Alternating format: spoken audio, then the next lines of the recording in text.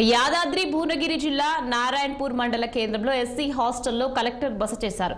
ప్రతి నెల ఒకరోజు హాస్టల్లో బస చేసే కార్యక్రమాన్ని కలెక్టర్ హనుమంతరావు చేపట్టారు.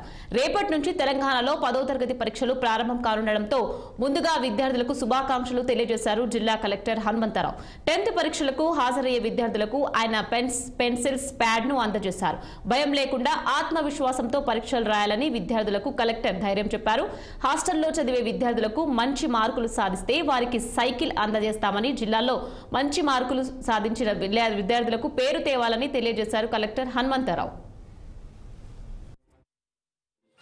హాస్టల్ నిద్రలో భాగంగా ప్రతి నెల హాస్టల్కి రావడం జరుగుతుంది. హాస్టల్ నిద్రలో భాగంగా జిల్లా కలెక్టర్ నుంచి మొదలుకొని అందరు తహసీల్దార్స్, జిల్లా అధికారులు అందరితో కలిపి ఎంపీడీఓస్ అందరం కలిసి కూడా ఈ హాస్టల్ నిద్ర కార్యక్రమాన్ని నేను జాయిన్ అయినప్పటి నుంచి ప్రతి నెల ఒకరోజు పెట్టడం జరిగింది. దానిలో భాగంగా ఈరోజు నారాయణపూర్ ఎస్సీ హాస్టల్ రావడం జరిగింది. ఈరోజు ఎస్ఎస్సి పిల్లలంతా కూడా ఎల్లుండి ఎగ్జామ్కి వాళ్ళు చదవడం స్టార్ట్ చేశారు.